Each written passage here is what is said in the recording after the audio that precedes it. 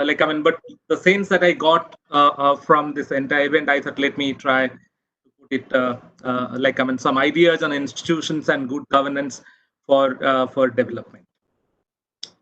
All right. So see my.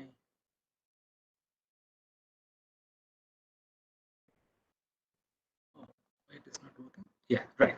So this word governance is something which has more or less become a buzzword in last few decades, I'll say, right? So maybe like when I started joining the universities, the governance is something that has been extensively used, right? And I think those of you who are in the government probably may feel, why should we discuss about the governance? This is something that we have been doing all these years. Right, so there has been lots of discussions on this, and the understanding also is different. And governance is something which is also not new, right? I think probably we have governance, probably the idea of governance, is as old as the human civilizations, right? I mean, we have been doing that. But then what is that we want to discuss, for instance, right? I mean, so I'll be putting two the next two slides. I would like to devote a bit on what is governance and what are the elements of good governance before I move to what I would like to discuss, so that all of us are in the common have some common understanding about this entire idea. So governance is often our understanding, common understanding is the process of decision making and the process by which implementations are implemented, right? And when I say implemented, it's not I'm not really adding any value to this, whether it is well implemented or not implemented at all, right? So that's a different matter. But the governance can be defined as the process of decision making and the process by which decisions are implemented, or at least intended to be implemented in the process. So this is something which is a common understanding of the word governance. So if we understand governance as this, so the governance essentially, if you want to analyze governance, then it essentially focuses the formal and informal actors involved in the decision making and implementing the decisions are being made, right? So and it also focuses on formal and informal structures that we have in place, that have been set in place to arrive at and implement the decisions that are being taken, right? So it involves the decision making, the actors that are involved in the decision making, and the implementation processes, and also the institutions or the structures that has been set in place to arrive at and implement the decisions, both formal and informal.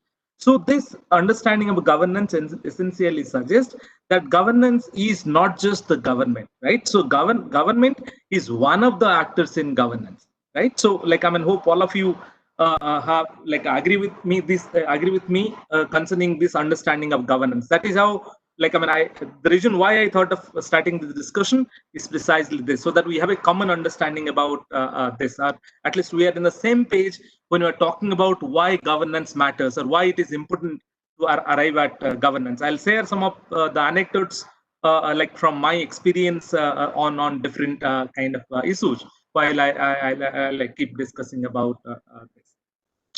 So government is one of the actors of governance. We have several other actors involved, both formal as well as informal actors, and also we have different structures, institutional structures also are involved, both again formal and informal. Right. So we'll come to that discussion in a while. So then governance is very much coming to the way we implement the governance or the way we plan the governance. So governance is very much about the rules for action, right? And these rules define which actors have what rights and responsibilities at different levels, right? I mean, if we are talking about the global governance, right, then it could be we have some global actors, then we have national actors, then we have local actors, or if you're talking about a governance at a very specific level, I mean, if it is district, right, then again we also have different scales. Again, at a district level, we further we maybe a subdivision, then we go to the mandals, or then we go to gram panchayats or whatever structure it. In fact, the nomenclature, the structure that we have in place in our country, for instance, varies across states, and it also define how various types of power are distributed, right? So, like, I mean, different stakeholders enjoy different kinds of powers at different action situations or different like action arenas. So, like, I mean, the governance also defines that, and like in that in turn defines how people interact or how people can interact. When I say people, I mean, like, I mean, all the stakeholders here. And this, like, I mean, coming to this idea of good governance, for instance, right? I mean, there has been again lots of discussions. What are the indicators, right? So some of these common characteristics that we come across the governance, like, I mean, when we like, I mean, when we mean good governance, like there are around 8 characteristics that, like, I mean, you find in the literature. That it says it has to be participatory, it has to be consensus oriented, it has to be accountable, it has to be transparent, it has to be responsive to the, like, I mean, whatever the situation is, it has to be effective and efficient, equitable and inclusive, and it has to follow the rule of law, right? So these are 8 say, like, I mean, the major characteristics, or like I would say the like 8 characteristics, key characteristics of something what is called good governance, right? So something which is, I think, like, I mean, all of us must have heard about this, must have like, I mean, have some and other discussion in different forums, or like maybe we also like feel the same, right? When you make the governance process participatory, like, I mean, what are the changes like that comes, or like, I mean, some and other changes happen when you make the governance accountable, transparent. Then something which is very key to, like, I mean, fight something, like, I mean, a demon called corruption, for instance, like that we that is being talked about, right? So these are some of these 8 characteristics of good governance. Then why governance matters, right? I mean, like, I mean, this is something which is a common understanding. Again, the governance, we need to have a good governance. We need to have good governance or effective governance in place as the foundation for implement of a development policy. Without a effective governance structure, like, I mean, no matter how great ideas are, how good policy or programs that we have, it may not be that like, it may not be that useful, or we may not achieve the desired objectives, right? So these governance structure that we are talking about, effective governance structure, is something which is often influenced by what we call as institutions, right? So institutions play a very key role in making this governance effective, right? If we have good institutions in place, right, then, like, I mean, it's much easier to achieve good governance, or like we can achieve the desired objectives, like, I mean, much like easily, right? So let's like, I mean, talk about a specific. Again, governance can also be different kinds of governance, right? Like, I mean, you have discussions, you must have heard about corporate governance, we talk about economic governance, we talk about environmental governance. So there could be, like, I mean, or institutional governance, there could be varieties of governance thing. I mean, just to not to be very abstract and to be a bit focused, let's talk about this idea of economic governance and why institutions matter, right? I mean, why institutions matter. Uh, uh, like, I mean, if I say what is economic governance, then I can say that economic governance is nothing but the structure and functioning of those legal and social institutions that are essential for economic activity and economic transaction to flourish, right? So that is what we mean. Like, I mean, say these are the structure and functioning of these legal and social institutions which facilitates economic transactions, like which are essential for economic activity to happen. So what are those? Like, I mean, we know they like, I mean, they in common parlance, they consist of protection of property rights, enforcement of contracts that we sign, also a variety of collective actions that is required for provisioning of infrastructure on which economic activity and economic transactions are being built, right? So, like, I mean, we need like, I mean, we need like, I mean, that includes all those. And also it's important that, like, we cannot achieve for instance economic governance or desired economic development. For instance, we often considered higher growth rate as something which is like something which is desirable, right? That's why we debate so much, like, when the growth rate declines by 0.5%, right? Or now we are so worried that like our growth rate is being predicted as the negative for the next, for this current year, something around say like minus 9% as RBI puts it recently, right? So like we are so bothered about so like we considered economic growth, for instance, is an outcome of these economic governance. So they not just include this physical infrastructure, transport communications, but also the organizational infrastructure, which is something that I'm referring to as institutions, right? They are key prerequisites. Could be property rights, how they're property rights and contracts, how they're being managed, how they're being enforced. So I'll come to that discussion. We'll have a detailed discussion in the subsequent slides. So these governance and institutions, for instance, if you look into the traditional economic growth theories, traditional growth theories, I'm differentiating between growth and development here. So traditional growth theories, for instance, they do not see much of, they didn't really give any much of importance to these organizational structure of the institutions, right? The understanding was the economic growth is something which will be influenced by the kind of resource endowment you have and the kind of technology that you have. And probably that also, the region, they have a region that also something, these two key, the resource endowment and the technology, that played a big role in making many of these Western economies, which are developed now, flourish like anything. So the general understanding was this, but subsequently as we our understanding about the development process improved, right? When the similar development, the similar growth models that made many of these Western European countries and America to flourish or achieve very significantly high growth rate, when similar growth models were being replicated in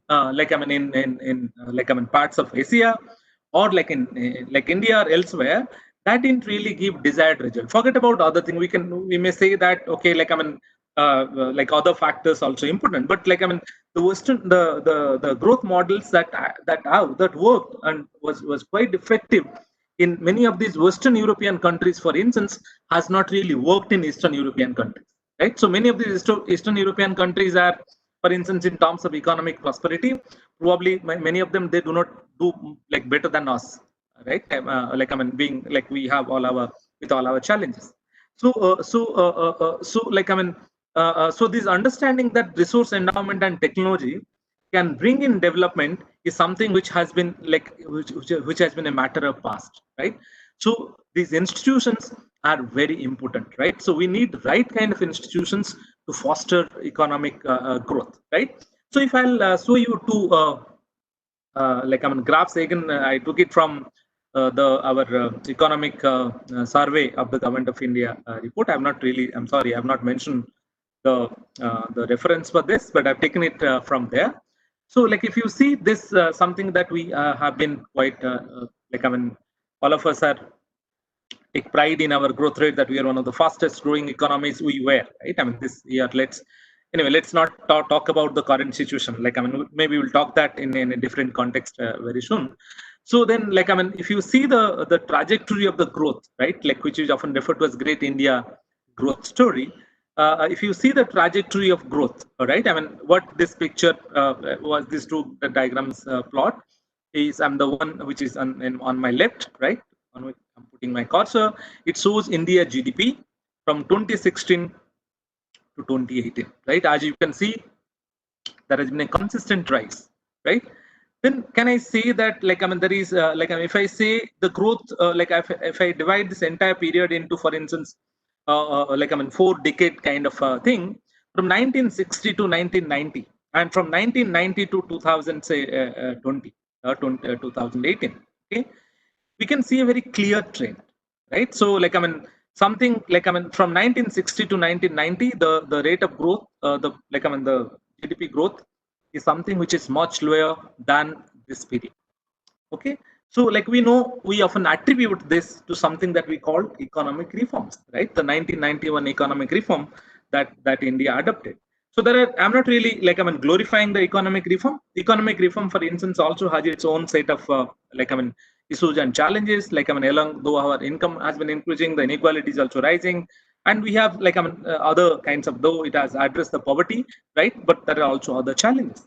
But if you see this trend, for instance, is something that has been attributed to the kind of change in the institutional governance that we brought from, post 1991. That's what this economic reform is all about, right?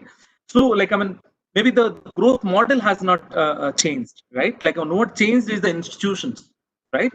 In fact, the our understanding about what works and what doesn't work also has increased, and we are trying to as a society, we try to invest on those that gives us better, more benefits, right? But in general, see this significant change, right, the structural change in the growth pattern, for instance, is attributed to the change in the institutions, a change in the governance, economic governance that we have in place. And it's not that the GDP has increased, the per capita GDP has also increased more or less similar rate, right? I mean, the GDP and per capita GDP, all of you understand what is the difference, right? So a country GDP might increase, right? But it may not, if the population increases at the same time, then that gets neutralized. I mean, then you more, the share of, for instance, the number of poor people also increases. But in our country, for instance, the per capita income has also increased. I mean, we are also one of the fastest growing, in terms of population growth, we are also one of the registers one of the highest growth rate, and we are considered also one of the youngest nations of the world. So here, this is how, for instance, when it comes to economic governance, certain institutional change, right? The changes in the economic governance institutions have resulted us, gave us something which we desired, right? We desired higher growth rate. For instance, there has been estimates, if you want to eradicate poverty by 2030, for instance, we need to grow, at something around 10% or more than that, right? So, if we are targeting as a society or as a country, we're targeting to eradicate our poverty by, say, certain, maybe 2030 may not be the case, but if 2050, then we have to grow at certain rate. And to grow at certain rate, we need to also, bring in changes in the governance structure. And that's what this entire, this economic reforms that we have been talking about, the neoliberal reform, or something that has been being discussed, is something that probably explains these jump in the rate of growth. So institutions play a very important role in defining how, uh, defining governance outcomes, right? So I would like to spend a little more time in discussing what is this institutions and how it matters, right? We'll discuss about a few specific cases, based on my experiences, and then I'll open it for Q&A.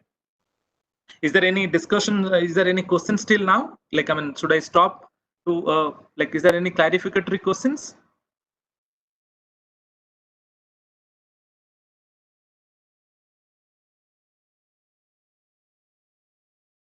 Okay, so I can go ahead. Right. So now let's discuss about what is institution. So we need to understand if institutions play such an important role, right? So what we'll discuss is what is institutions and how do they matter, right? I mean, that probably explains this, what we call as effective governance. So there has been lots of definitions of institutions. I'll start with the definition, because say by institutions, I don't really mean, for instance, I work for an institution called Tata Institute of Social Sciences. So I don't consider this as an institution, right? By institutions, I mean with something different, right? What we discuss in the theories, or when I talk about these governance institutions, economic governance institutions, right? I don't really necessarily mean a specific organization like RBI or Parliament, or Minister of Finance. Not necessarily that. I mean something else, right? So what is that? Institution is something that we'll be discussing here. So institution is this is one of the most popular definitions that came from Douglas North, who was an economist and who got Nobel Prize for his seminal work on institutions and economic development. So he defined institutions as the constants or the rules that the human beings devise to structure and regulate human interactions, right? So these are, so institutions are the constants but the rules that human beings devise to structure and regulate human interactions, right? So when I say these are the constraints or the rules, then they constitute both the formal constraints or the formal rules and the informal constraints or the informal rules. So what is formal constraints, right? Or the formal rules? Like I mean, say, like I mean, all our, for instance, our constitution, right? Or the like I mean, democratic polity, for instance, that we have. That's a formal institution. The laws that we have in place, it could be the laws that governs our land resources, it could be laws that governs water, it could be law that governs any of these resources. I mean, like any of these, like I mean, key economic resources. They are all, or like it could be even the like something which is important for the rule of law. What is that institution? That is our penal code, right? IPC, for instance. They play judiciary. These are all like they play a very important role. The laws that we have in place, so they are all formal constraints, and they are also informal constraints. Informal rules are not something which is codified anywhere. It's not written somewhere like our IPC or our constitution or all these laws that we have in place that governs any all key economic resources. Like what these are all informal constraints, the norms of behavior, the conventions, the self-imposed code of conduct, like and their enforcement characteristics, right? So the like when I say these informal constraints, like I mean, we'll have a detailed discussion on this in the subsequent slide. What do I mean by this? So institutions are made of rules that humans devise to regulate human interactions and also their enforcement characteristics, right? So it's not just the rules that we make to regulate our interactions, regulate our interactions, but also the like how these, like I mean, what are the mechanisms for enforcement of those rules. So the literature for in like I mean that differentiates between institutions and organizations, right? So like when I define institutions as the rules, like I mean the constant the rules that humans devise to structure and regulate human interactions, and I say there are formal and informal, right? So then certainly this is something which is very different from organizations. So when I was referring to say my institution, right, like where I work for, like I mean, that's something which is an organization over there, right? So similarly, like I mean, like within the government, like I mean, in this context, the government is also one of the organization with a larger institutional structure, right? So what is the difference between institutions and organizations? It is the rules versus players of the game. So the institutions are the rules of the game, and organizations are the players of the game. So the larger governance, like I mean, structure that we refer to, right? So government is one of these organizations, right? Like or all these government institutions, agencies that we are referring to are different organizations. Like I mean, who are responsible for, like I mean, who are part of a larger institution called, like I mean, if we consider that as, like I mean, the government, for instance, or like I mean, the kind of setup that we have, like we have democratic polity, for instance, like where we have executives, we have, that's the institution. What the organizations, like we have legislator, we have judiciary, we have the government, right? So these are all organizations. Okay, so the difference between institutions and organizations are, institutions are the rules of the game, and organizations are the players of the game, right? Like who are the players? I mean, if you relate this to, for instance, like now we are having IPL these days. If some of you watch IPL, for instance, right?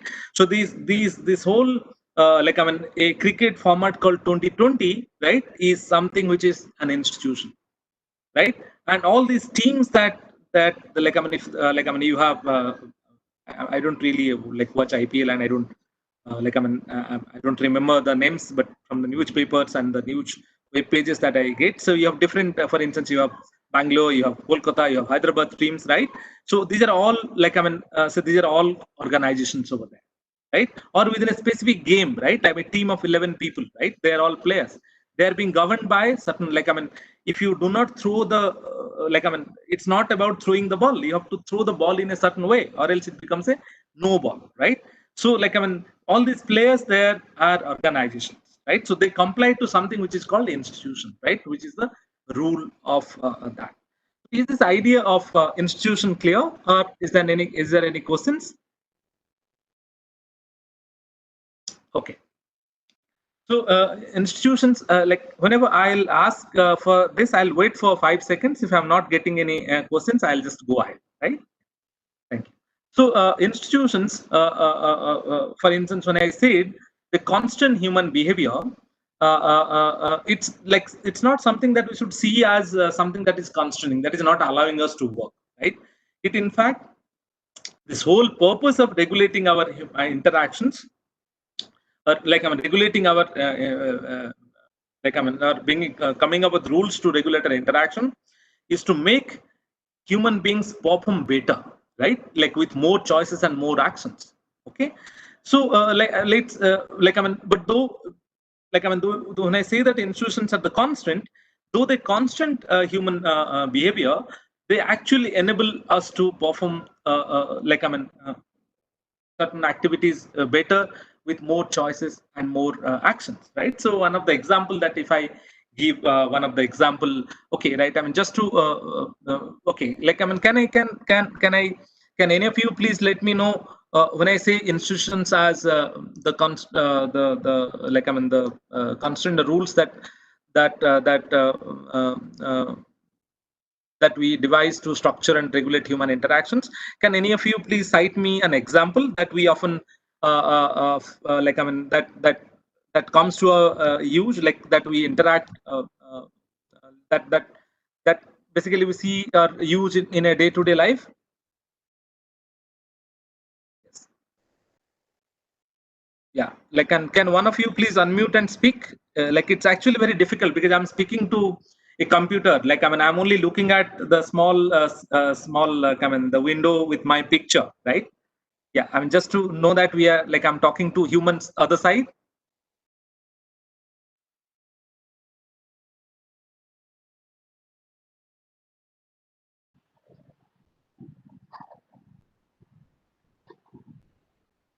Anyone can respond. Otherwise, type in chat box also. Yes. How can I see chat box? Yeah, I can see chat box. Right. Yeah. Like I mean, can anyone please give me an example of institution? Yes, yes, Srikant, thank you. Like I mean, marriage is an institution. Perfect, right? Anything else that we often like? I mean, I don't really want to talk about marriage, for instance, here, right? Okay, so like any other institution on which we can talk about?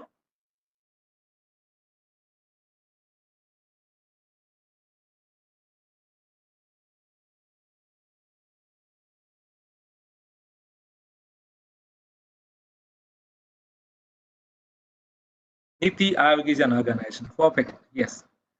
Yeah. So, like, I mean, let's talk about, is there any other thing that comes to your mind, right? I mean, marriage, in fact, is a wonderful example, but I don't really want to, like, I mean, talk about it. Right? Things may be controversial, right?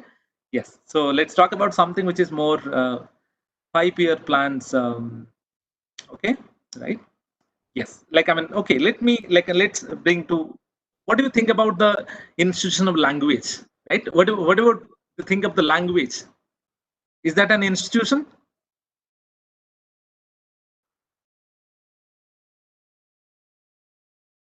Yes. So what are the rules that govern the language?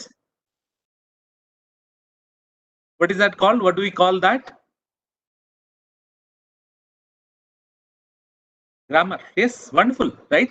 So, like I mean, say the language is an institution which is governed by governed by the rules which are the grammar, right? So, like we have 26 like I mean alphabets. We make so many words, right? I mean, it's not that randomly I write something called like for instance DOL and that doesn't become a word, right?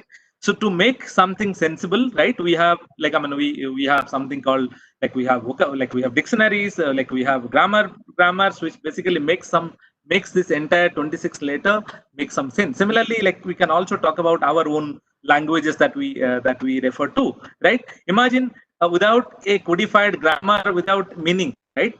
See, like I mean, there is an interesting example that I often cite, right? Like I mean, some once, like I mean, you know, like we have these, like I mean, these sadhu babas, right? I mean, who have that power to understand your problem by looking at your face, isn't it? Right? I mean, like most of you have heard about this.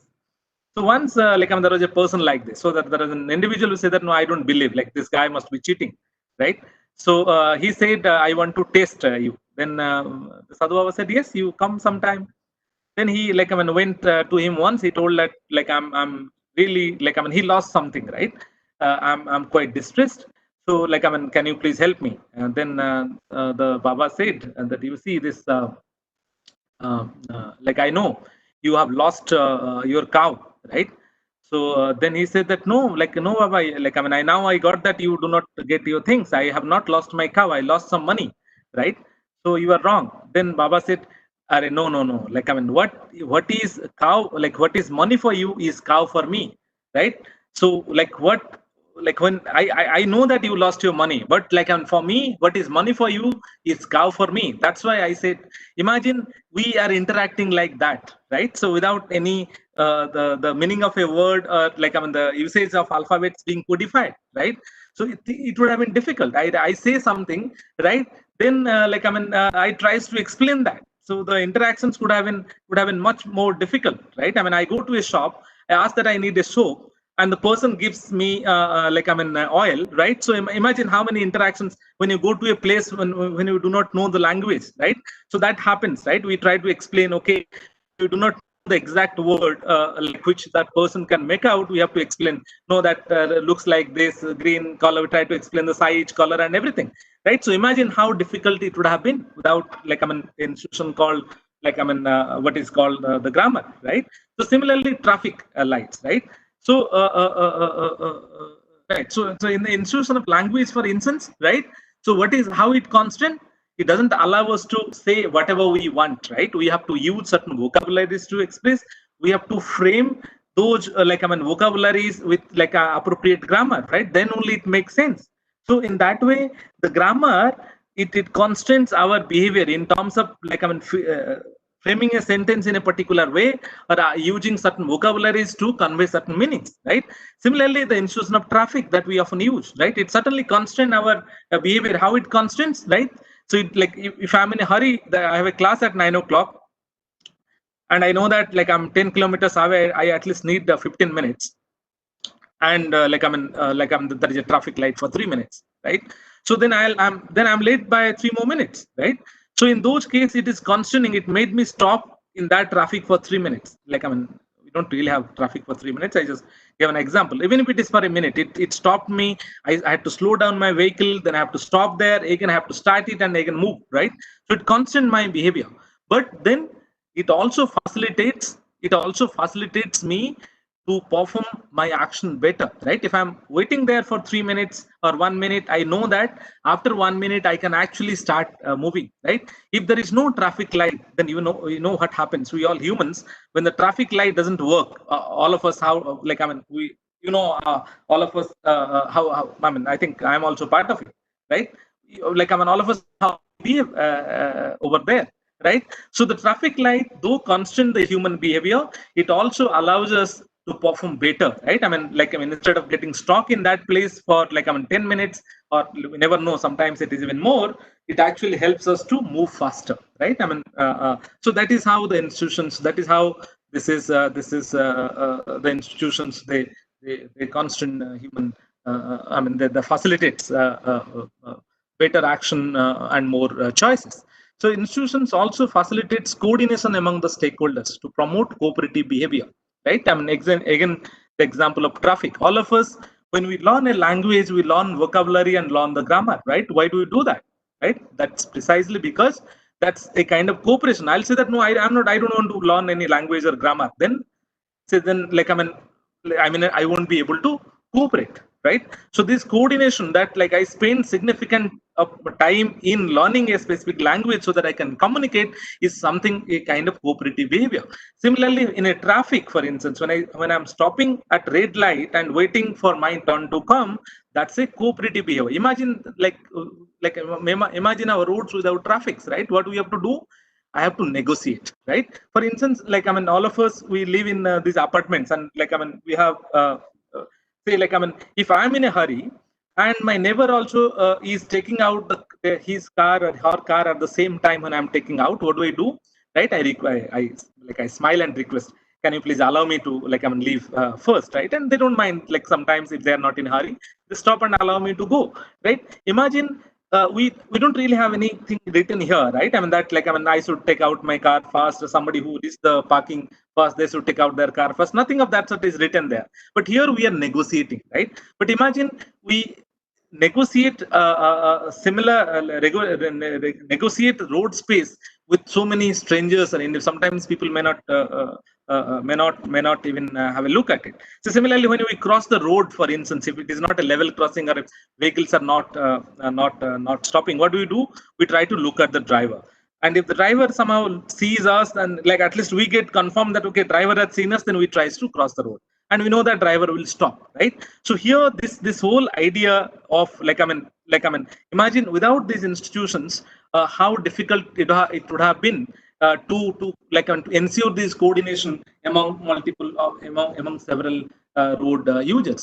So institutions here, they facilitate cooperative behavior, right? And this is something which reduces the uncertainty. I won't talk about the externalities here because that's loaded. So uncertainty, what is uncertainty? Like what is this? How what do we say that they reduce uncertainty, right? Because I know that after 1 minute my turn will come, right, and the light will turn green, and then I can cross the road. So that is a kind of like when I know that the traffic light is working, then I'm quite sure. The traffic light is not working. Why do I don't cooperate with others, my other fellow road users? Because there is lots of uncertainty. I do not know if I stop for a minute here whether my turn will come, right? So I try to get inside, right? So institution there, they are very critical in ensuring these cooperative behavior. They also reduce uncertainty, right? So that is why these institutions are very important, right? So coming to the types of institutions, I've already discussed about these types. We have formal and informal institutions, right? Informal institutions are broadly again two types: the conventions and the norms, right? So like each of these institutions, again, they have certain structural aspect and the functional aspect. What is structural aspect? Structural aspect talks about the kind of structure that they take. Functional aspect talks about the kinds of function that they play, right? For instance, the conventions, right? You know what is conventions, right? Like conventions are a kind of like nowhere it is codified, nowhere it is written, right? If you violate a convention, for instance, like nobody is going to penalize you. And what is the structure? How do we see these conventions in our thing? It categorizes the objects or situations, right? I mean, if somebody, if there is a if there is a like when you go to a place, go to a relative's place, and if they are mourning, we know how should we behave, right? Like nowhere it is being written, right? The constitution does not say that when you work to a if there is a death in my neighbor's family, I should not be standing there, or I should not be smiling, or I should not be taking a selfie, and nowhere it is being written, right? But when you go to a relative place where like somebody has died, we behave in certain way because we have categorized, okay, the death is something which is bad, which is a very difficult situation, so we need to behave in certain manner, right? So it categorizes what is a sad situation, what is a happy situation, right? So similarly, when it comes to what is good and what is bad, right? That's something which is again a convention, right? In most cases, right? Unless it is choice, not the choice between killing somebody and not killing, which is as per the law, killing somebody is a crime and not good, right? But there are several occasions in our life, for instance, where something is considered good and something is considered bad, is something which is something is based on the conventions, right? It categorizes the objects or situations, right? And that is what the structure of conventions. What are the norms? Norms gives us behavioral prescriptions, right? If something is considered as good, we should do that. If something is considered as bad, then we should not be doing that, right? So it is it is something which is that is how the norms are being the formal rules. I don't have to talk about it. Like we have all these legal structures, the formal control mechanisms that we have, the punishment mechanisms that we have, these are all formal rules. And what kind of role like all these institutions, formal and informal, for instance, play? Formal rules that regulates conflict, right? Say if as per the law this property belongs to me, then nobody else can claim it, right? If somebody else claims it, then I have to take the legal recourse, right? So that way, the formal rules that helps regulating the conflicts, right? Or the kind of function that they play, they regulate the conflicts. Norms, for instance, it creates a common value, right? Or that helps in avoiding the conflict, right? For instance, it's a norm that if we should not be getting into somebody's house, right? I mean, if they're not our relatives or something like that's a norm that we follow. In fact, as per the rule also, but no, it's not that when you work across, do you think if everybody put like a board in their house, trespassers will be prosecuted? No, they don't, right? But then we don't do not get into the house, right? I mean, even though it is not written that trespassers will be prosecuted, but we still do not get into that, because that's a kind of common value that we should not be getting into a stranger's house or something. So that is the kind of, or we should be doing this, we should not be doing that specific thing. These are all written somewhere. For instance, all of you, whenever you're in office, when your superior walks into your thing, we stand up, right? Is it written in our service rule that when our superior comes in, I have to stand up, right? Maybe it is written in some places that this indiscipline or disrespect won't be tolerated, right? But what is considered as indiscipline, what is considered as disrespect is something which is based on the norms, right? It's not really being codified all the while. Conventions, for instance, it helps coordinating our behavior, right? That is the biggest function it makes. It classifies situations, okay, this is something which is considered as a happy situation, this is something which is considered as a sad situation, this is something which is good, this is something which is bad, right? So these are all something, the kind of role that conventions play, right?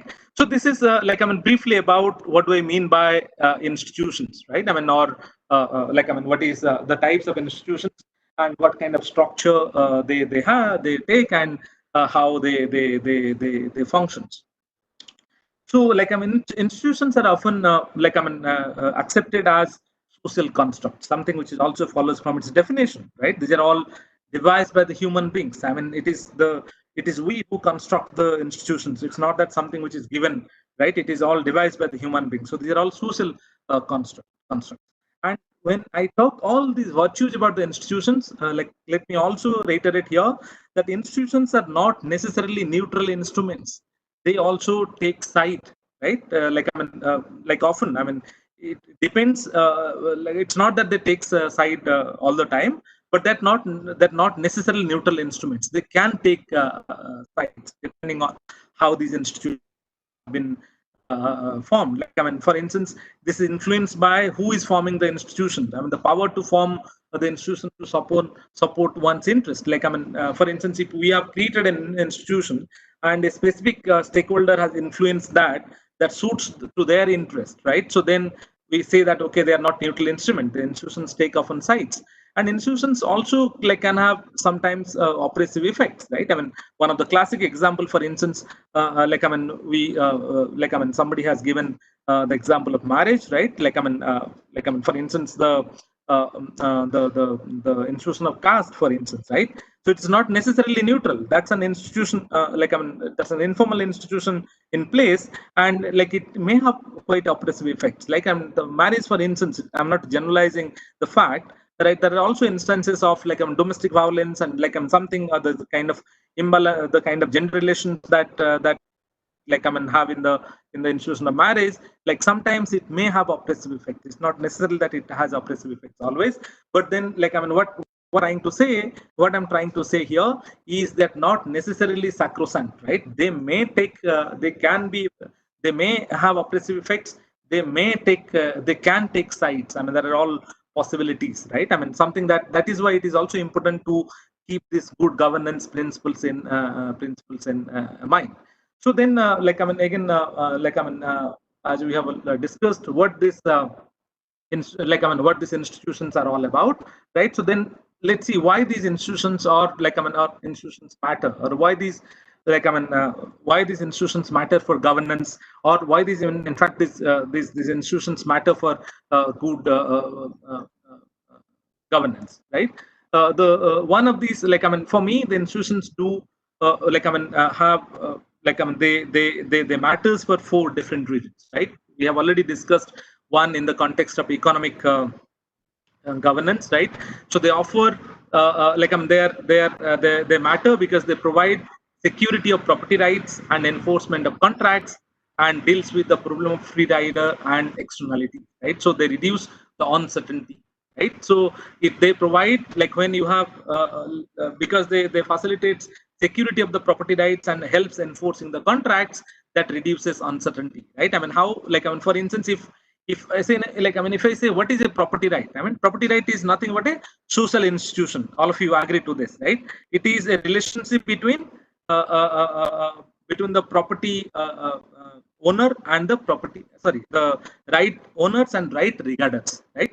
If I consider this as my property, right? If, like, all my neighbor do not like, I mean, recognize my rights, then it's not, like, I mean, my ownership is something which is challenged. Then, like, I mean, either I approach the court or they approach the court. Okay, so the property right is something, or security of the property right is basically relationship between the right regarders and the right holders. Okay, so the institutions like ensure the security of the property right. If I purchase a property but I cannot take the ownership of it, right? So do you think I'll be investing money on that? No, I won't, right? Or suppose I, like, I mean, purchased like, I mean, a land, or got the license to run an industry, right? If I'm not able to run the industry, do you think, like, I mean, I'll be, like, I mean, buying the license, right? Like, while buying the license, I know that I cannot run this, I'll never get into that, right? And that precisely also like, I mean, explains, like, I mean, I do not know whether it's fair in my part to share this here in this discussion. For instance, we often, like, when we talk about like, I mean, the investments, right? Many southern Indian states like have, like, attracts much, like investments in many of these services sector, like, I mean, because of these better institutions in place, which ensures, which reduces the uncertainty in the part of the investors, right? If you are, like, I mean, because of the law and order situation, for instance, like, I mean, the security of the property right is at stake. The contracts are not really like, I mean, full. Like, and for instance, when I say enforcement of contracts, right? See, I got into some like, I mean, let me give a very like, I mean, example that's relevant. For instance, as an investor, I thought of, like, I mean, having an industry, right? What I do, then I, like, I mean, I get into, like, I procure land. So in the land, I also got into some contract, like sales deed and everything. Then, like, I mean, if after everything, I mean, in fact, there is a movement, or there is something like happens, and, like, I have no option but to return those land which has been procured for me, then I'll prefer to stay back from there, right? It could be because of the movement, or it could be because of these, say, underworld or mafias, for instance. Like, I mean, that precisely explains why, for instance, in Bihar, for example, when, like, I mean, this current chief minister took over, right? I mean, the state has experienced significant increase in construction activity, right? It provided some kind of security of the property rights. I mean, like, I mean, the current chief minister, when took over as the chief minister, his, like, a major focus was improving the law and order situation, right? Which was very key to ensure the security of the property rights, to enforce the contract, right? So the uncertainty, as the uncertainty, like, I mean, reduces, then people also, like, I mean, the economic actors, right? So they make investment. So there's something which are very key for economic governance point of view. And it also influences something, the problem of free rider, right? What is the problem of free rider? Problem of free rider is something which may not be relevant for all forms of governance, but it is very key for environmental governance, right? Or also for any provisioning of public goods, right? So, like, I mean, if like, I mean, I provide a good, for instance, and, like, I mean, I provide a specific service, and like, I mean, there is no way for me to exclude the I mean, those who do not pay for it, right? So then, like, it will be very difficult for me to recover any investment from that specific any return from that specific investment, right? Because everybody would like to free ride. Like, I mean, for instance, if in the toll roads, right, that we use, if there will be an option, right? If you feel like you pay toll, and if you do not feel like you do not pay toll, right? How many of us will actually stop to pay the toll, right? Most of us won't, right? Like, I mean, we say that we don't have change, we don't have like, I'm in a hurry, I cannot stop for 2 minutes and make the payment, all this, right? So like, I mean, this when it comes to provisioning of public services, it's also very important that that we have the right kind of institutions which like controls this free rider activities. I mean free riding behavior, right? So that is something that reduces the uncertainty about the return. Like if I'm an investor who wants to make investment on the roads, right? I mean the only way that I can recover money from that, there could be many other ways. For instance, is through the tolls, right? So, but if I do not get the kinds of rights, if do not have the right institutional mechanism that gives me right to collect the tolls, then there is lots of uncertainties, right? So that free riding will be quite common, right? So that is why the institutions play a very important role in ensuring this. Institutions also influence the level of coordination or transaction cost, right? So let me move to the discussion. Yeah, so the other two important function that institutions perform is the influence our preferences, influences the perceptions that we have, interest and values. They also influence the rationality type or the motivations that we have. We have already discussed about the property right, so I'll move to the transaction cost, how institutions influence transaction cost, right? uh, so unlike our conventional understanding where we considered transaction the transaction or the coordination is something which is free, right? I mean this communication and the transaction that happens between two economic agents is something which is free. Suppose when we think about when we think about like in our conventional growth model, right, traditional growth model, what are the factors of production that we often take? We take land, labor, output is like, if some of you who are I think all of us have studied this in our school. Doesn't matter what have you studied in higher classes. Say output is a function of land, labor, and capital, right? So that is our that is what the conventional theory suggests. That assumes that all these transactions that happens, for the coordination and the communication is something which is free, which is not the case, right? If I want to buy a property, for instance, if any of you want, any of us want to buy a property, we do not just see the cost of we do not go by so the cheapest property that is available, right? What we try to see, what kind of society is that, right? I mean what kind of builder is that, what is the location, right? Can I is my will I be safe over there? So there are different, we have several other factors in transaction. What is that, that I the cost that I have to incur in terms of taking possession. Like I may buy a property, but like for the possession, if I have to again pay haftaj and all that, so that's something that I factor in that cost as well, right? I cannot change everything, but do that. So this transaction is the cost of running the economic system, right? Or the transaction cost are the cost for information gathering, contracting, and controlling the contracts, right?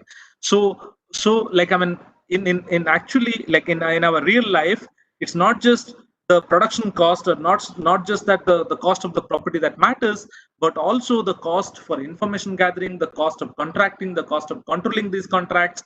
These are all also matters in influencing my decision to make a purchase, right? So for instance, why do we buy the branded goods, right? Why when I when I go to purchase an electronic item or purchase a shirt, right, or anything that we purchase, why do you go for branded items, right?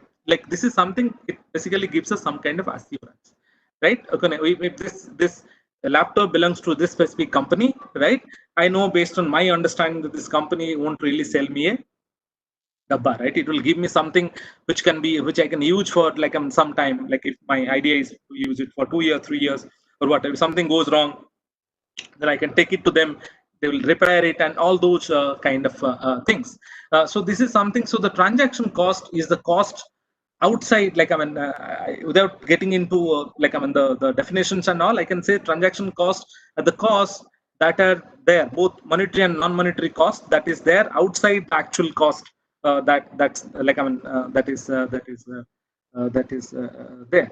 So in fact, this transaction cost which explains why we have different kinds of institutions, right? Why don't we have only markets like I'm saying this because markets are often considered as efficient in allocating different kinds of in many of these goods and services that we use, right? So though we consider market as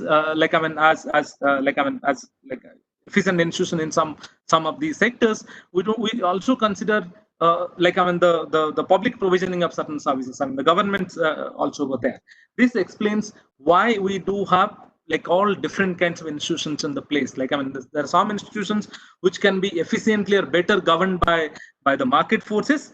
There are there are certain goods and services which can be better provisioned by the market forces. There are some goods and services that can be better provisioned by the government, and there are also some goods and services which can, or economic activities which can be better performed by the community institutions, right? Why we have this variety of institutions, or something like which we often call as PPP, private public partnership. So there are certain services, there are certain activities which can be better provisioned by these methods.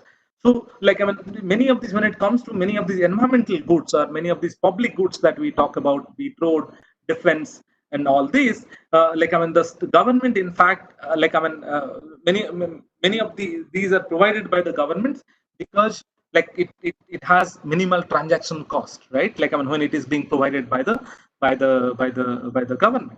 Similarly, when it comes to the local commons, we talks about participation, right? Participation of all stakeholders, right? Sometimes the participation reduces the transaction cost of carrying out the business, right? Or carrying out a specific economic activity, right? So in those cases, then participation is desirable, something which is part of the governance, right? So institutions influence the transaction cost in many different ways. Institutions also influence our preferences, what kind of good we prefer. For instance, these days now, some of you who are familiar with, for instance, many states are having millet missions. Millet has become a food which is being preferred by even the elites, right? Everybody, that become health food, right? But imagine why we have stopped cultivating millets, and we have huge population for whom the millet was a staple, and they have moved towards the rice. And what set our preferences? Millet was often considered as, in economics, what we call it as inferior good. Inferior good is a good whose price, as price increases, as your income increases, the demand for that specific good declines, right? Millet was considered a poor man's food. It was an inferior good. That's because, for instance,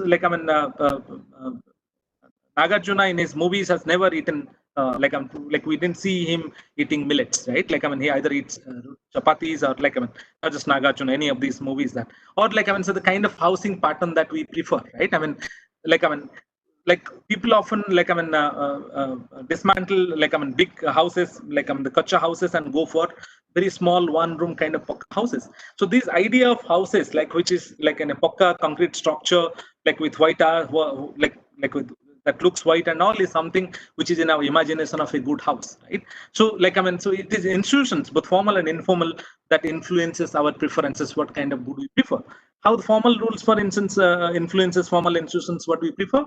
It categorizes things which is legal and illegal, right? So we that also influences what we prefer. Certain goods, when it is being say bush meat, for instance, the meat of the wild animals, right, is something which is considered, though many people prefer eating those, but that's something which is illegal, right? So that way, institutions also, both formal and informal, influences what we prefer, whatever our preferences is. Or now, for instance, now there is a kind of changing consumer preference pattern towards green products, right? When we are going for organic food, we are preferring things which have used have a smaller environmental impacts, right? We are building houses which are called as energy efficient, not energy efficient, what they call it is green buildings, right? So these are the things, is something which is so it is the institution. This idea that we need to conserve the nature is something which is influencing, the kind of preferences that we are making. Institutions also influence our perceptions, right? How we perceive the external stimuli and the art, right? So something which is often referred to as feel good factor, right? If remember the political discussions that we often, narratives rather, that's the common word that's being used. We say that it is you like sometimes like I mean through different communications governments make us feel good, right? It could be government or anybody else, right? So that's something which influences like I mean how we react to such and certain situations, right? Something like I can also talk about like I mean we can also relate this in the context of like I mean COVID restrictions, right? I mean like I mean how say the virus has not really disappeared from the country, like maybe the level of infection is much higher for instance than it was like I mean in March, like when we had gone for a complete lockdown, right? But like I mean why for instance like now like I mean we go out to office, like I mean carry out certain economic activities, that's because of like I mean our understanding, right? So through a range of communications government is trying to make people feel safe, right? I mean okay, like I mean we have understood about the virus, our understanding has improved, right? So that probably influences our perception about how should we, whether we should go to office now, or should work from home, or whether I should start a restaurant, and all those kinds of economic decisions that we make. It also influences the interest, like I mean, by interest here I mean the interest groups. I mean what kind of right that we have and what kind of roles that we should play, or like I mean we play. It also influences the values, right? For instance, like, and we discuss this in the context of environmental governance extensively, right?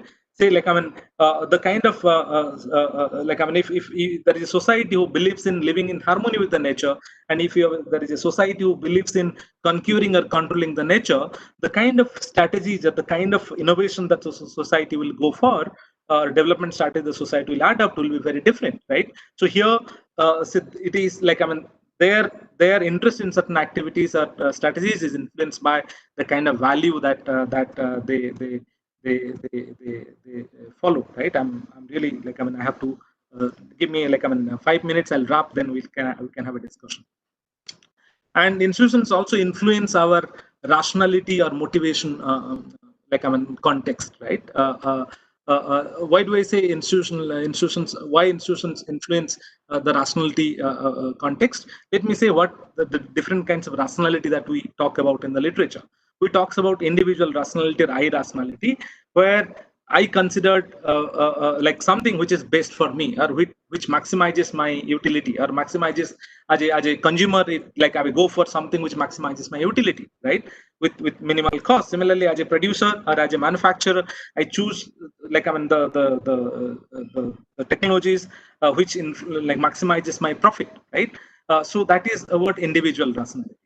But there is something called social rationality, right? Social rationality is we often choose our actions are like our economic decisions are influenced by what is good for the society, not just good for me, right? And sometimes what is good for the society is also good for me, right? Many of these environmental like I mean conservation activities, for instance, why are we doing that? Because I know that if I consume less water, if I like I mean emit less waste, right, then that is also good for not only society but also good for me. Or else we'll have like I mean different kinds of catastrophes that is waiting, right? Waiting for us. So that is the social rationality. So in social rationality again we have like we rationality and their rationality. Sometimes our decisions are influenced by the cooperative rationality, where like I mean when you act in a group, right, when you take a decision which is good for the group, each of us benefit individually, right? And sometimes like I mean the social rationality is also influenced by the altruistic nature, right? I mean we not necessarily get benefit by certain actions, but we still support it because somebody else gets benefit over there. So these are all influenced by the kind of institutions that we live in. For instance, when it comes to, I can talk about the waste management practices, our individual waste. We know that like we are sending too much of waste to our uh, landfill sites, and you know the kind of problems that we are having now. Don't really have enough land to now dispose our waste. So probably one of the ways is to minimize the waste. How do we minimize the waste? Right, if we'll go for recycle, like I mean we can actually recycle a large part of our waste. Like there are certain items that we dispose at home which can be recycled, plastic bottles, the polythene bags, and all these, right? But that can be recycled only when we segregate these waste, right? But why should I do that? Like why should I even carry this my waste to the dustbin where I'm supposed to put, right? See, if there is an open plot besides my house, right, if I'm throwing that from my window or from my balcony to that plot, it actually benefits me, right? So first, sometimes the 50 rupees that this speakers, West speakers charge, I am saving that money, and I don't have to even take the pain of like I'm walking down all the way and like I'm dispose when this guy like come and blows whistle, right? So that saves my effort, right? So if I'll try to like maximize, like if I follow the individual rationality, right? Then what do I do? Right? I throw the like I mean the dustbin through my windows, through my balconies to the nearest open plot. I mean, all of us must have experienced, if there happens to open plot and it is full of the like full of all these dust, like I mean all these waste that like I mean we need to dispose in the dustbin, right? So that is something which is irrationality. But for instance, we have a like we live in a kind of a society or like in a country where like this kind of behavior is like heavily penalized. We have a law, right, which suggests that unless we do that, then you have to like I mean you will be like I mean if we found like you being disposing this outside the bin, you'll be fined, right? Or if you are giving us without segregating this, right, then you will be fined, right? Like which is I'm not really thinking it hypothetically, but in like I mean for instance in like many of these countries that looks green, like looks clean when you travel those places, like I mean I can share my experience with Japan, for instance, right? So they are so crazy about this segregation, right? I mean, like I mean, if you like I mean, buy a juice bottle or a cold like I mean cold drinks bottle, right? After drinking that, you have to like and dispose. Like I mean, cap in one bag, color bag, then the bottle in one color bag. You have to also remove the wrapper before disposing the bottle and put that in the other wrapper.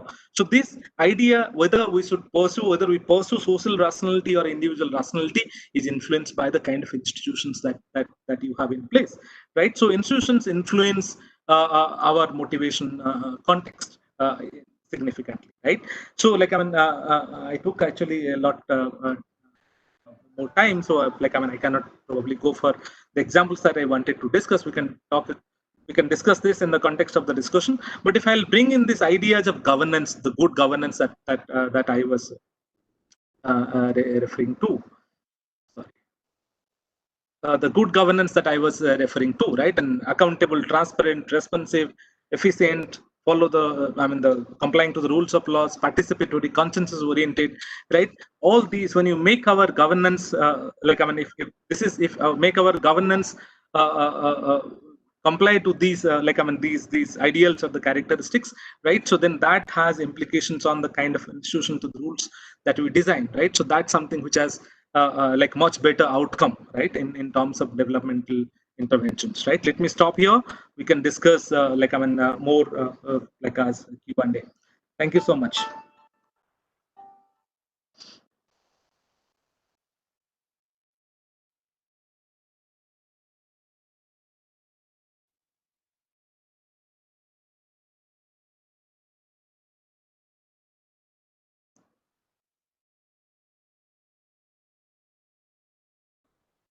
Yes, like I mean, yeah, I'll stop here, and I'll if we have any Q&A, we can discuss. Or do I have more time to talk? I think I was too. Yeah. I request all the participants please type your questions in chat box. Otherwise, type in unmute in chat box so we can unmute your mic.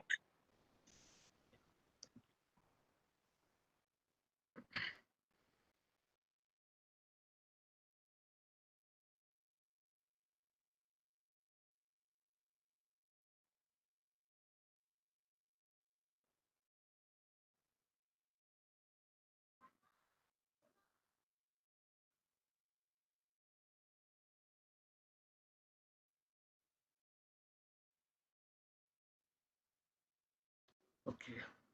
I don't see any questions. Or is it that I am not able to see? Yeah.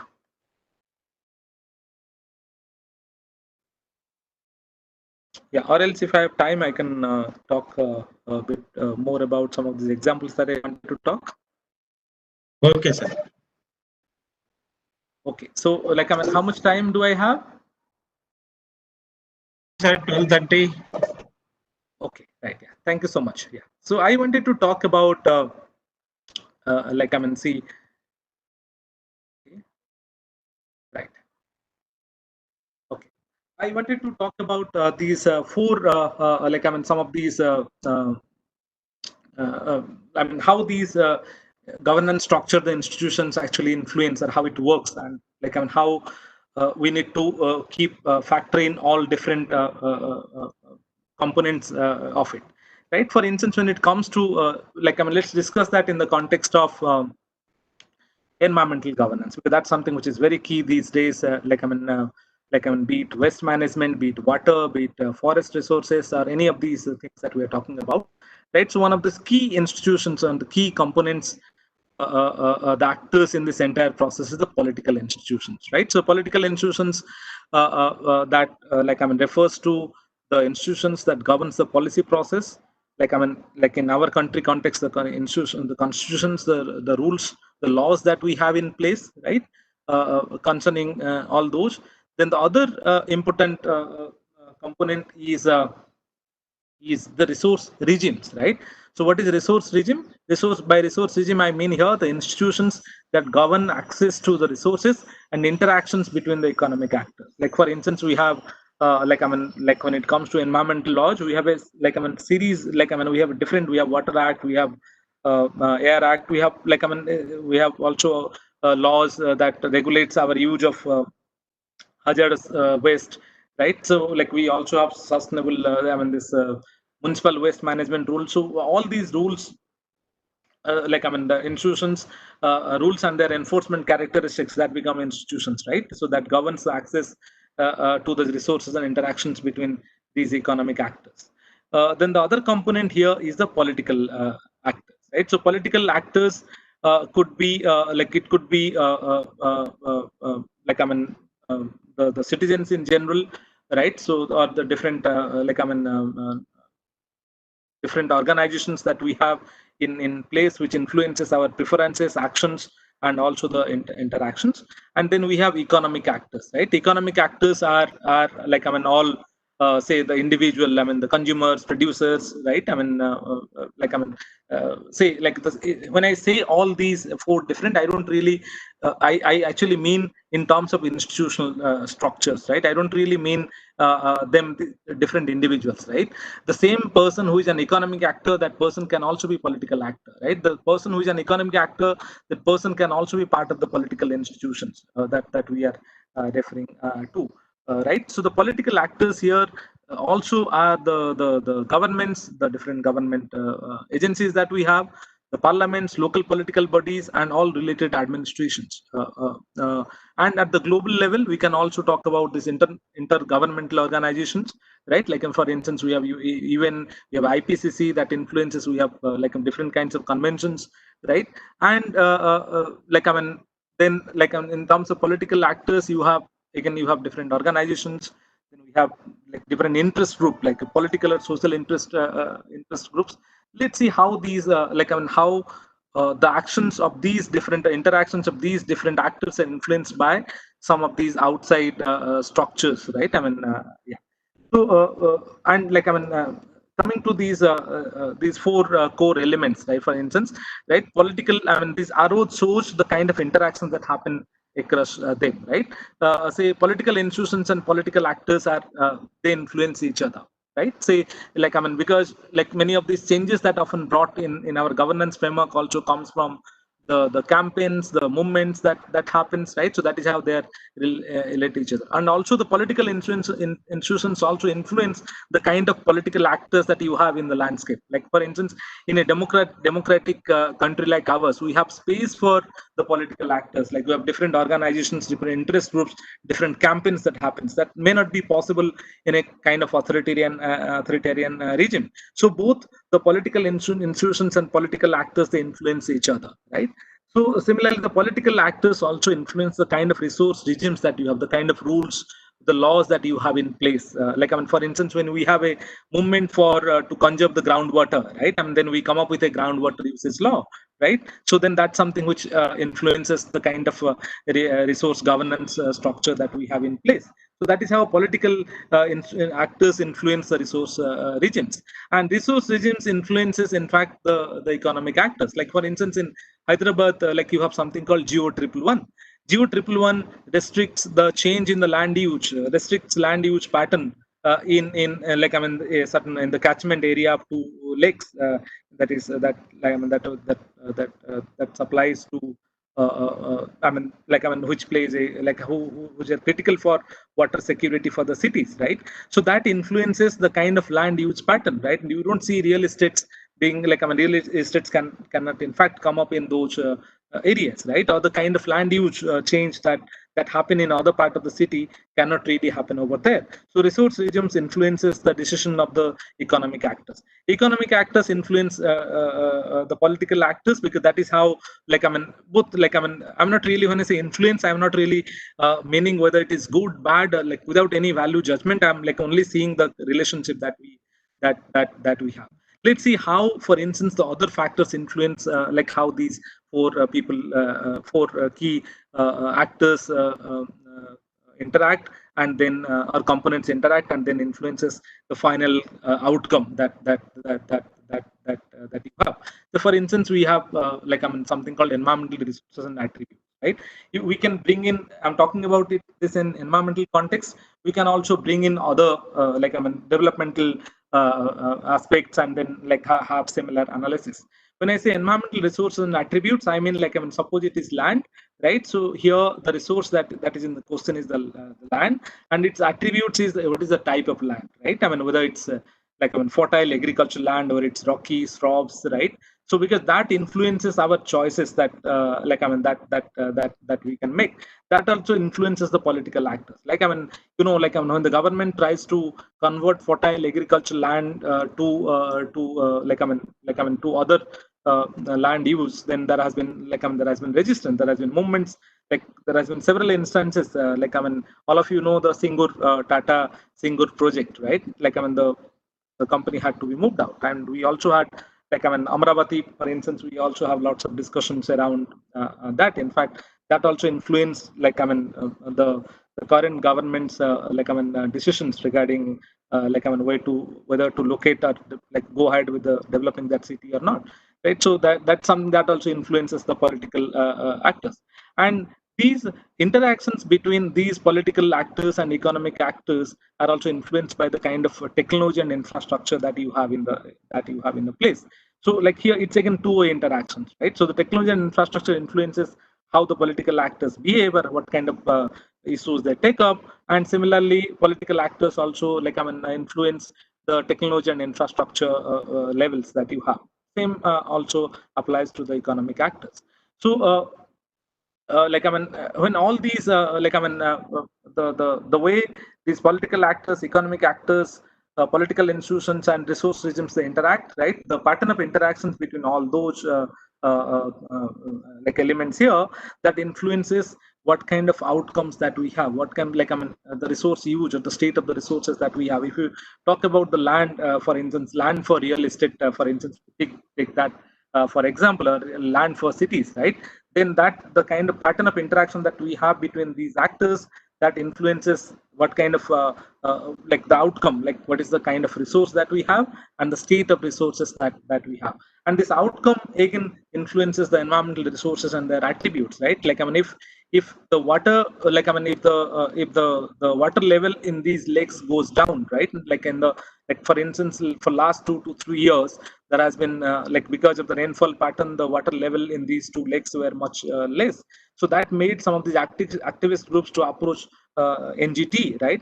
To understand, like, I mean, then that NGT directed Telangana government to come up with, like, I mean, give them, like, I mean, to submit a report on the status of, like, I mean, this Geo 111 implementation of, or violation of Geo 111. So that is something which, like, I mean, that is how the kinds of resources, the outcome also has implications on those.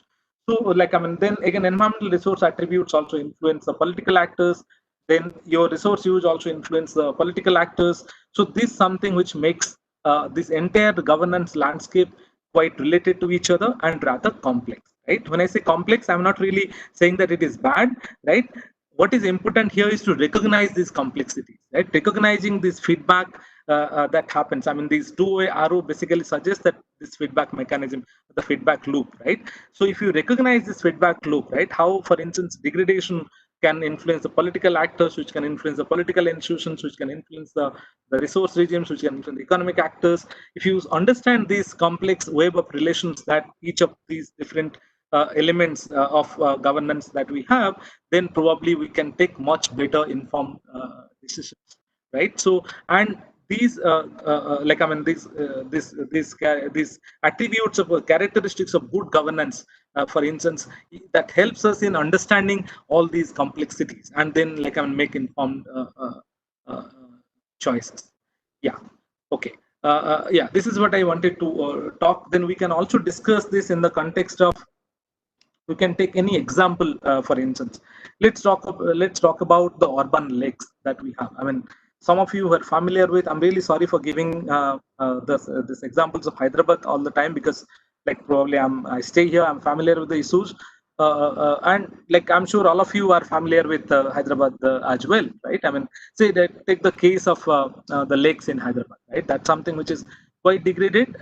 Like all of us know that we have been trying to clean off this Hussain Sagar Lake for last maybe like more than 2 decades, right? I mean, since Buddha Purnima project started, there has been efforts to clean up the lakes, right? So, like I mean, can we also talk about this entire, like I mean, all these actors in the context of a lake system, right? Say, for instance, like I mean, let's talk about the lake and its attribute, right?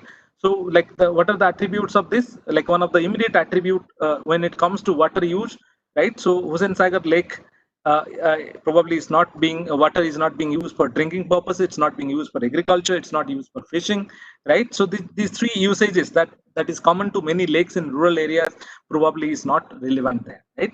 So, what is its use, right? It's basically used for the recreation purpose, right? I mean, people go for like I mean different kind of activities. So the environmental resource here is the lake, and the attribute is it's polluted water, right? So that's something which makes it unfit for the kinds of usages that you have, and that influences economic actors, right? Like how that influences economic actors, as I told, because the resource is polluted already, it cannot be used for like I mean for like the activities like farming. It cannot be used for activities like even fisheries.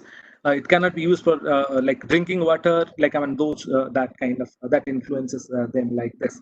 It also influences the political actors that make like I mean all these like I mean mobilization that happens to clean the, like in fact the government spends so much of money precisely because there is a demand from like I mean variety of political actors and also economic actors to like make that place clean.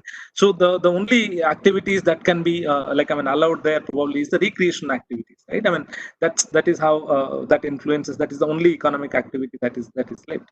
And the kind of political institution that we have, I mean, government initiating, for instance, like I mean, because like we consider lake as or the greeneries in the city as something which is good, right? And the like as an income increases, the demand for these amenities also increase, right? So the government came up with like series of actions, right? I mean, that Buddha Purnima project is one such initiative to make the entire system bit cleaner. I mean, that's what the technology and infrastructure, right? It built, right? Say it created structures to divert the sewage water out of the lake.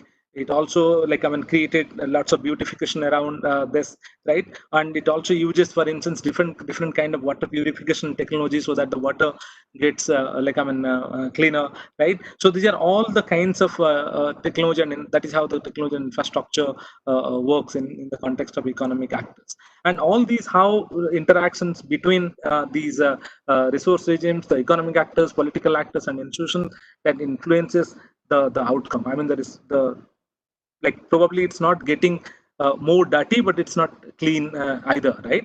And that's like I mean the state of resource again like has implications on the environmental, like I mean the kind of attribute it has, right? I mean, so it also restricts the economic usages that it has.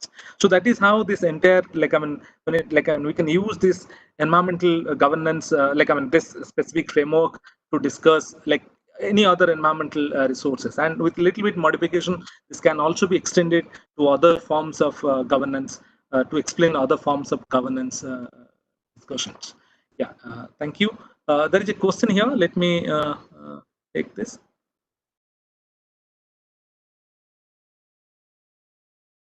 Okay.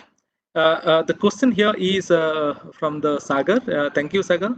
It's a very interesting question. It says, if governance is defined as a set of rules and institutions to make decisions, can I say good governance as minimal set of rules and institutions involving in governance? Uh, like, I mean, for me, the straightforward answer will be no, right? Like, why do I say no to this? Because say, like, this minimal set of rules and institutions, it depends, right? I mean, it depends on, like, if you look at this, as I told, this governance is like, we need to understand that the society that we are dealing with, that, like, I mean, the social world that we are dealing with, or the natural physical world that we are dealing with, both are very complex systems, right?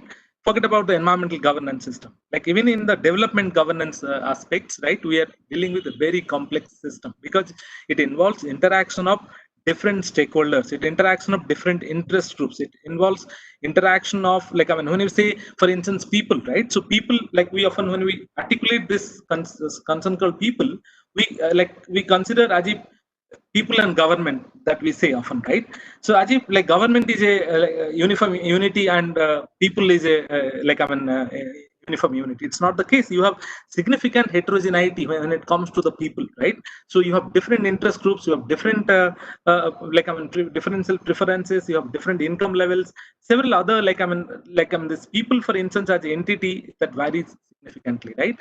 So like, I mean, the reason why I'm trying to say this is, the governance is not all about minimal set of rules and institutions, right? Governance is all about efficiency. If the minimal set of rules and institutions is making you efficient, right? Say, like, here, by efficiency I mean that reduces your transaction cost, right? Then that makes sense, right? If having minimal set of rules and institutions makes your transaction cost high, right? Like, I mean, then probably it's not something that we consider as good governance, or not considered as efficient.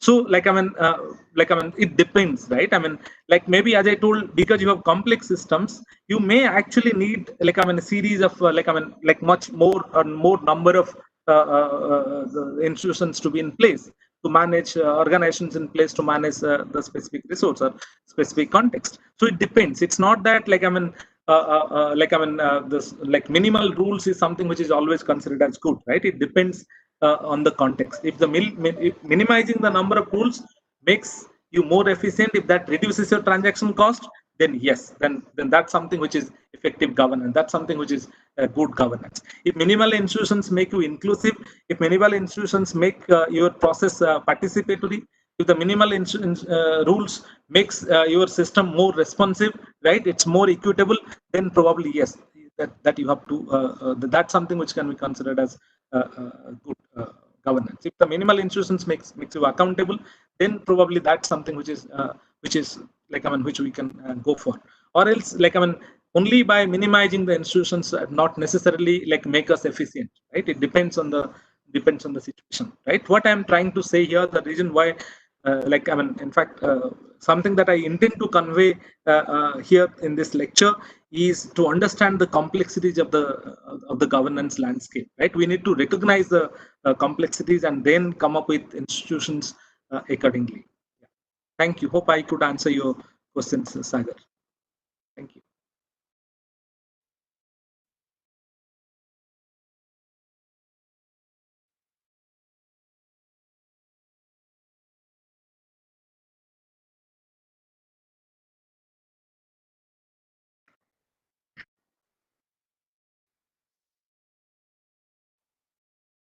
Yeah. So, like, I mean, till I get some.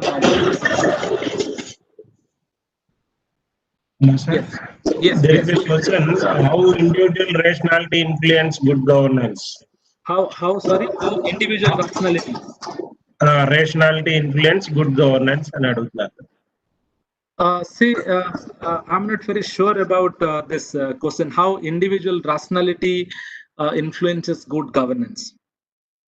See, this idea of individual rationality is based on this premise that if all of us, like, I mean, everybody tries to like, I mean, pursue their individual rationality, if everybody tries to enhance their welfare, the societal welfare also increases, right? So that is what this whole a premise of individual rationality.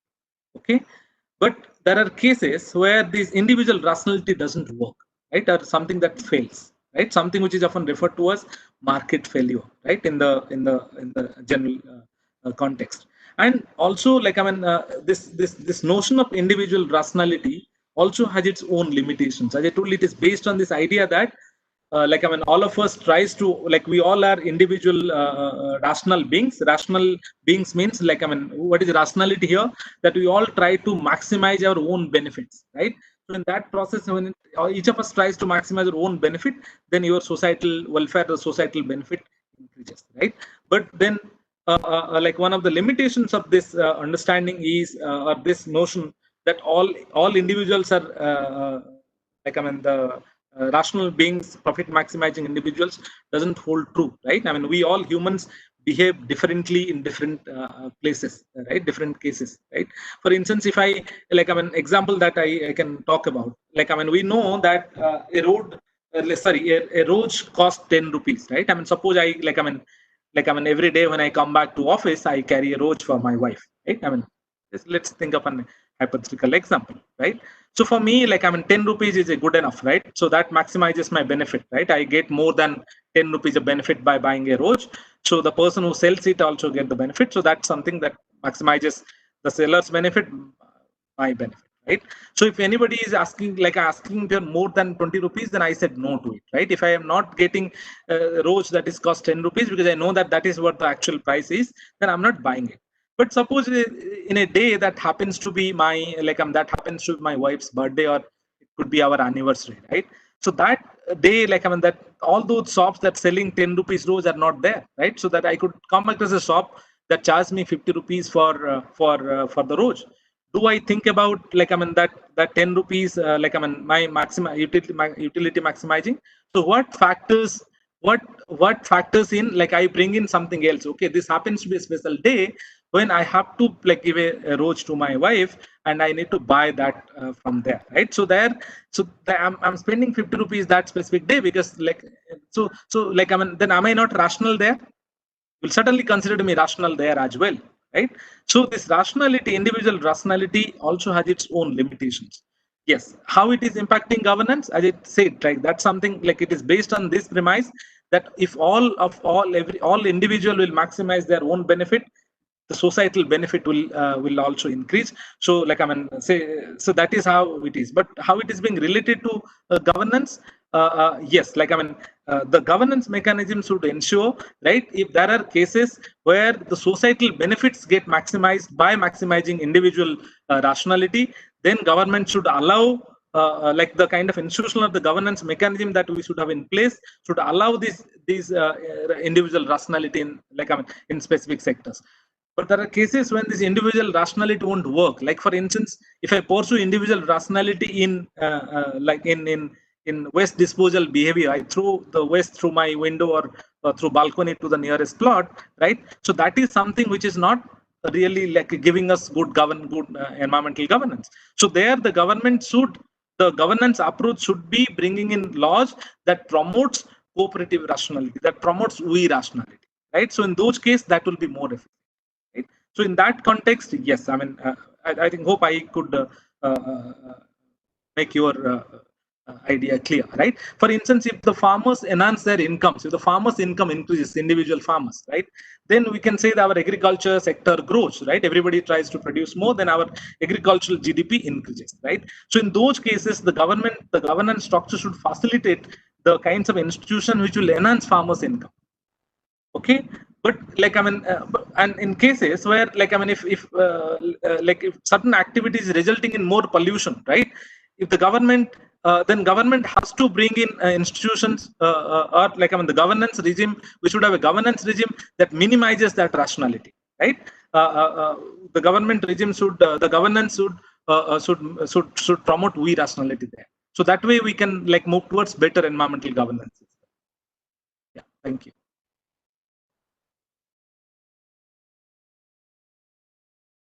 There is a question, how to move forward educational institution to student identification. I'm not, I couldn't get this question. Is this for the discussion, Mr. Ravindra? So, that question from 1 second, sir.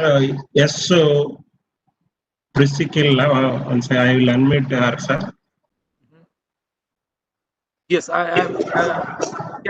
can can we allow her to unmute and speak, because this is not Yes. very clear.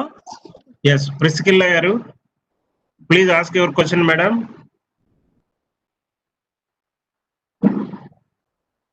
Yes, Priscilla garu. Hello, madam.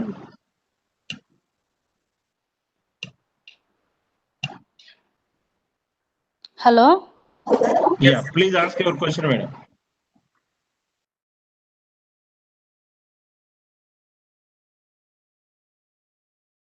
క్లాస్కి వచ్చినప్పుడు వాళ్ళని ఎలా విభజించి వాళ్ళకి ఎలా చెప్పాలి పాఠం అనే దానికోసం అడిగాను sir question. Speak in English, madam. Speak in English. English sir lo నేను adagandi. Telugu. Yeah. Or if one of you can translate it to English or Hindi, that will be fine. Yeah. Sir యాక్చువల్గా నేను తెలుగు మాత్రమే వచ్చు, English అర్థం చేసుకోగలను, తిరిగి question వేయలేను sir. అందుకోసం Okay, Ma'am, you can speak చెప్పండి. in Telugu, and someone else, I would like to request someone else to translate that to Hindi or English. Okay sir. Yeah. మీరు తెలుగులో చెప్పండి అమ్మా, మేము చెప్తాం ఇంగ్లీష్లో సార్కి. సార్ వచ్చిన స్టూడెంట్స్ని ఇంటెలిజెన్స్ ఉంటారు, తొందరగా అర్థం చేసుకోలేని వాళ్ళు ఉంటారు, రకరకాల వివిధ స్టూడెంట్స్ ఉంటారు సార్. సో వాళ్ళని ఏ విధంగా విభజించి వాళ్ళని మేము ముందుకు నడిపించగలం ఎడ్యుకేషన్ లో చదువు చెప్పడానికి సార్. ఓకే ఓకే అంటే sir, she is asking. Students teachers interaction కాకుండా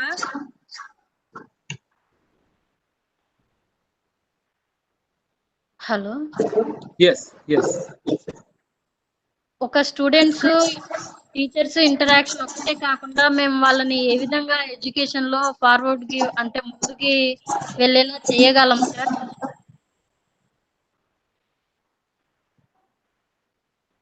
Okay. Yeah.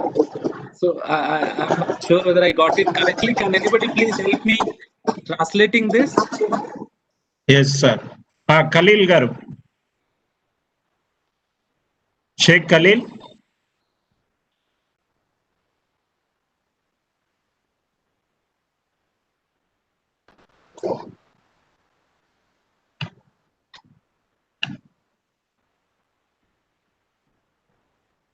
Sheikh Khalil. Sir, she is asking, in class there is a different students will be there, poor and intelligent students. Okay, how to? She is asking like that, sir. How to Okay. manage the students? Right. Okay. So Sheikh Khalil. yes. Sheikh I'm not Khalil. very. Yes, I got it. Yeah. Yes, sir. Yes. See, I'm not very sure, how, whether I can answer her question directly, because we are really talking about things at a, bit different level. Say, for instance, if we try to make our system, participatory, right, where we take the help of, for instance, parents to understand, to make the students, learn differently, right? If we identify that, okay, these are the students which have a differential learning abilities, right? And then in those case we may consider, if we'll make these process bit participatory by involving the parents of the children, right? Or maybe try to make that process inclusive, like in certain cases, for instance, language also plays an important role, certain things when it is being communicated bit differently, that becomes more popular. I mean, I have not really worked on education as such, but as I hear from my colleagues who work on those, they tries to say that, sometimes when certain content is being communicated to students, by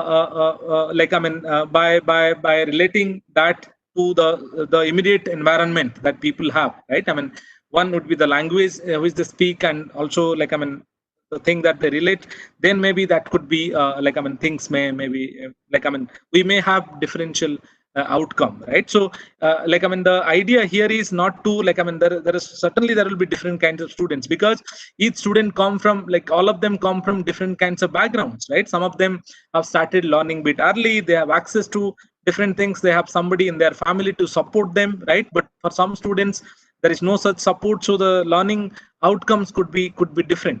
But if we'll try to make it more if we'll have a more inclusive approach, right, in terms of understanding those requirements, and then modifying our ways, or providing some additional attention, engaging their parents into the work, that is something which in this learning process, that may give us better results.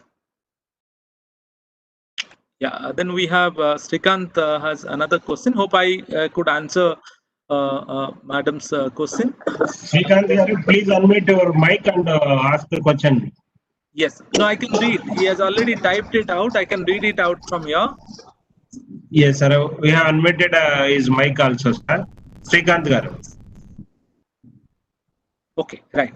Yes. So RTI, for instance, as a tool for transparency in governance, right? Yes, that's you are very right. That RTI has emerged as a tool to ensure transparency and also accountability in the governance.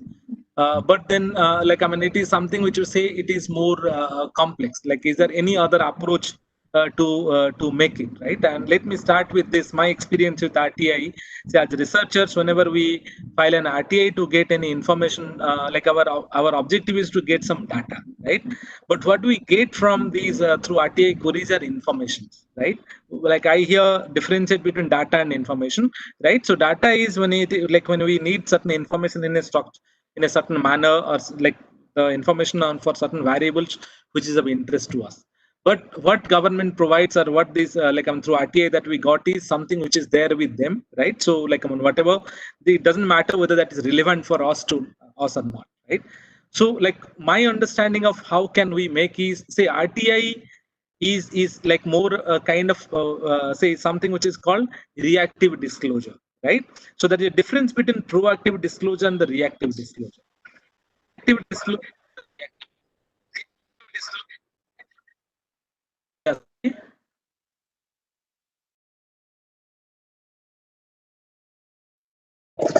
Please continue.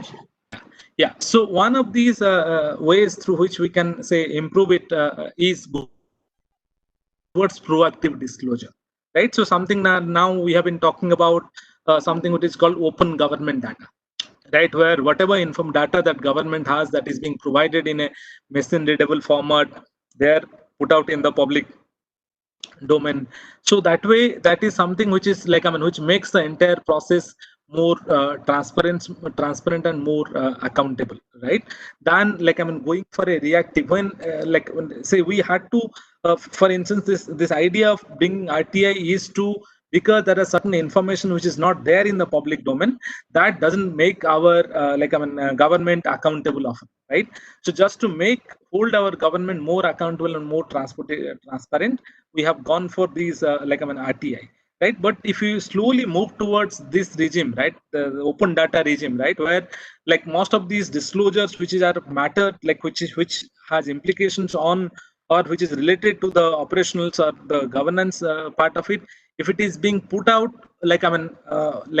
proactively, right, or shared, right, all the data that is being compiled, for instance, in a office, is being shared in the web page, in whatever format that is required as per the open government data, then probably these technical things can be avoided, right? Yeah, for instance, I want to know who are these the beneficiaries for PDS in a specific village, right? So I'll file an RTI, right, and then I'll get that information. The other option is, say, this list can be shared in an appropriate forum, right? And the way, for instance, we are working towards the proactive disclosure, right? These names are being put in the open board, or whatever, and keeping if you can go for these proactive disclosure, keeping the privacy of the individual beneficiaries in mind, then probably we can get rid of these technical processes. That will save lots of time for for officials who are handling this, and also but then it has its own it has its own dynamics. Moving towards proactive disclosure has its own dynamics, particularly in a country and polity like ours, where every other thing can turn political. So the the government is very often they get worried whether this information, how this information can be interpreted, how this information can be communicated to the larger society. So that's something which makes us keeping all the information close to our heart and tries to conciliate. Even if we have RTI, I think if the government still, if they do not want to share some information, they can find ways to share that information in ways so that you do not can't make any sense. So maybe moving towards proactive disclosure, will something which I believe will make us more accountable and more transparent, and improve the governance. Thank you. It's a very interesting question. Yeah. Then there is a question by it is said by how public and politicians when government schemes launched, because some ineligible beneficiaries government schemes launched. How to does this mean how to face public some okay, say if I understand this question that Ravindra had said just now, it basically probably you want to say there are cases where we have the beneficiaries which are not really eligible, right? Yes. So this is something, as I told, if we if the process is participatory, if the process is consensus oriented, if the process is accountable and transparent, then probably this can be we can deal with these ineligible beneficiaries. Like for instance, why we consider someone as ineligible, but how come these ineligible, for instance, beneficiaries make it to the list, right?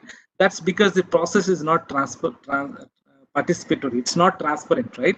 So if, for instance, if you, my understanding is, right, if I want to know who are the poorest, if I have to identify, I want to identify 5 poorest household in a specific village, or 10 poorest household in the village.